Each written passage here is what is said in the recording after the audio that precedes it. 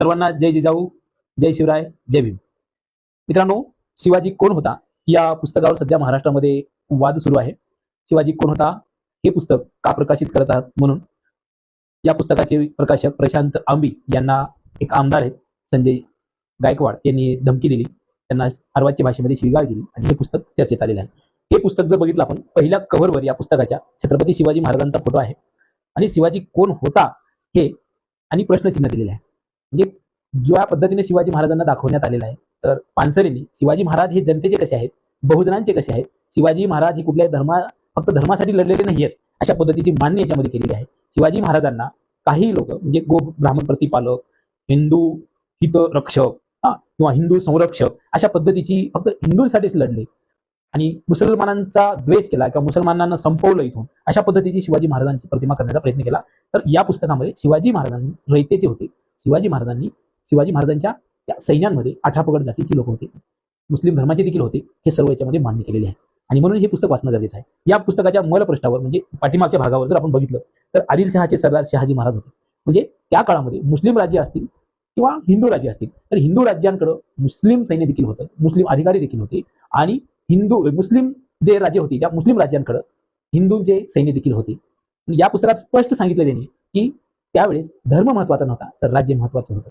ते राज्य महत्वाचं होतं, मग ते राज्य कोणी जरी आलं तर त्यासोबत युद्ध ते करायचे. अशा पद्धतीची खूप छान मांडणी या पुस्तकात केलेली आहे असे. आणि सगळ्यात महत्वाचं बघा, या पुस्तकाला जे शुभेच्छा म्हणून तत्कालीन मुंबई हायकोर्टाचे जे जज होते पी.बी. सावंत, अतिशय मोठे विचारवंत आहेत पी.बी. सावंत, तर पी.बी. सावंत यांना शुभेच्छा दिल्या, त्या पुस्तकासाठी शुभेच्छा दिलेल्या 29 मे 1988 ला. ठीक आहे. तर या पुस्तकाच्या अनेक अशा प्रस्तावना या पुस्तकाच्या आवृत्त्या निघालेल्या आहेत. पुस्तकं वाचू आपण. पुस्तक वाचल्यानंतर त्या पुस्तकामध्ये काय आहे काय नाही बघितल्याच्या नंतर आपण त्याच्यावर आपलं मत बनवलं पाहिजे. पुस्तकाचं मुखपृष्ठ बघितलं किंवा या शिवाजी कोण होता याचा अर्थच न समजून घेता छत्रपती शिवाजी महाराजांचा अनादर केला आहे याच्यामध्ये, अशा पद्धतीचा राग ठेवणं आणि अशा पद्धतीचा प्रचार करणं अजिबात योग्य नाही, हे चुकीचं आहे.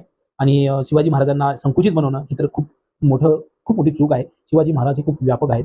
छत्रपती शिवाजी महाराज हे आपल्या म्हणजे जगामध्ये पहिल्यांदा लोकशाही स्थापन करणारे राजे छत्रपती शिवाजी महाराजच होते. रयतेचं राज्य आणणारे म्हणजे जनतेचं राज्य आणणारे छत्रपती शिवाजी महाराज होते. त्यामुळं शिवाजी महाराजांना कोणी संकुचित करू शकत नाही. हेच आपल्याला या पुस्तकामधून तुम्हाला समजणार आहे. हे पुस्तक फक्त 72 पानाचं पुस्तक आहे. जरूर वाचा. एका बैठकीमध्ये 2 बैठकीमध्ये हे पुस्तक वाचन होईल. ठीक आहे. आणखीन एक सांगतो बघा याच्यामध्ये. तर न्यायमूर्ती महादेव गोविंद रानडे एक थोर समाजसुधारक होते. त्यांचं पुस्तक आहे राईज ऑफ मराठा पॉवर. तर याच्यामध्ये पानसरेंनी या शिवाजी महाराजांबद्दल त्यांचं काय मत होतं हे इथं तसेच्या तसंच छापलेलं आहे. जनतेच्या सच्च्या पुढाऱ्यांजवळ जी देशातील सर्वोत्कृष्ट व्यक्तींना आपल्याकडे आकर्षित करण्याची शक्ती असते ती शिवाजी जवळ मोठ्या प्रमाणात होती.